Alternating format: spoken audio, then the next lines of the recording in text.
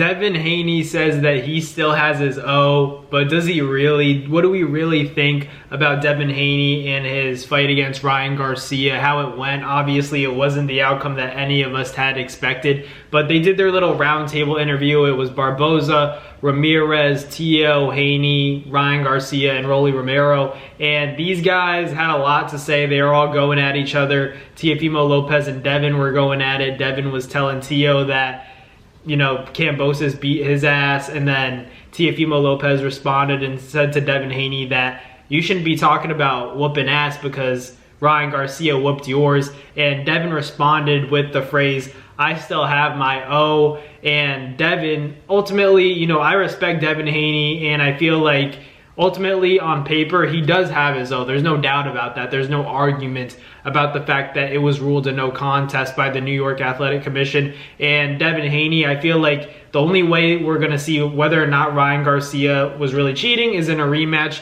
where both of these guys are hydrated, and I think the fight will happen at welterweight at 147, where I would expect Devin Haney to be as strong as, you know, he should and possibly could be, and the same with Ryan Garcia. I think at 147, neither guy between Devin Haney and Ryan Garcia really has to worry about the weight, because I feel like that's their natural weight class. They'll make the weight comfortably, and there'll be no excuses. But for Ryan Garcia, I feel like he's looked very dangerous, at least in his most recent, you know, fight against Devin Haney. But obviously we want to somewhat give Devin Haney the benefit of the doubt. You know, he's going to have the opportunity against Jose Ramirez to say, you know, I'm still that guy. And then if he beats Jose, like most of us believe he will, he gets to go on to that Ryan Garcia rematch. Now, if Ryan Garcia beats Devin Haney in a rematch and Ryan tests clean, then there's a problem for Devin, right? Because then it's like, all right, the first fight wasn't a fluke. Devin, you know, isn't as good as Ryan Garcia. Ryan Garcia just has Devin Haney's number,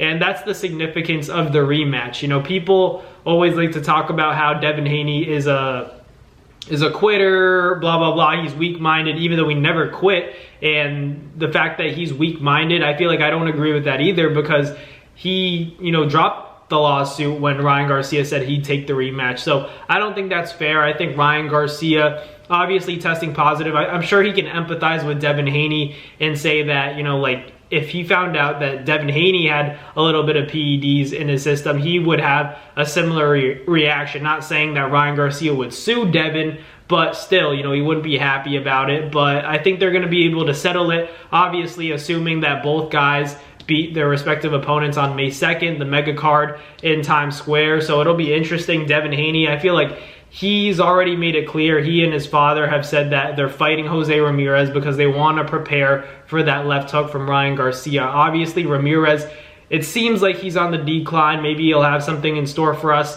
on May 2nd against Devin Haney, but a lot of people are also saying that he's doing great in camp. He's looking stronger and faster than he's ever been. So we'll see how Ramirez looks, but you got to favor Devin in this fight. Devin's going to be very motivated. But assuming that Devin does beat Ramirez, looking at Ryan Garcia training, he looks very filled out, looks very strong, and it's going to be interesting to see how long he even stays at 147, because he really does look strong. The left hook looks even stronger than ever, and I feel like that's a dangerous weapon for anybody at 147, and that even goes for Boots Ennis. I know that Ryan Garcia has been talking about Boots, but obviously a lot of people are telling Ryan Garcia he's got to chill out, because obviously Boots had that fight against Stanionis and looked phenomenal, but Ryan Garcia can also crack, and I feel like his power translates up to, you know, 147, 154. Ryan Garcia's left hook, I always say it, is the most special punch in the sport of boxing right now. There's no other fighter that has a punch as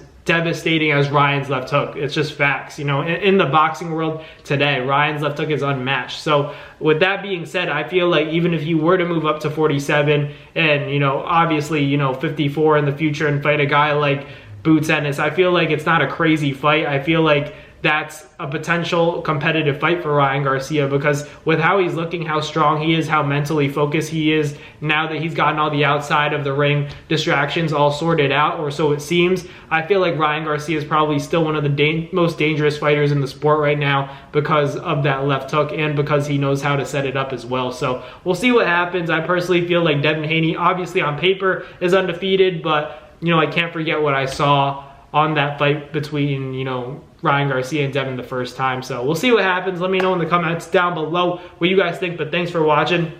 Like, comment, and subscribe, and I'll catch you guys on the next NAS Boxing video. Peace.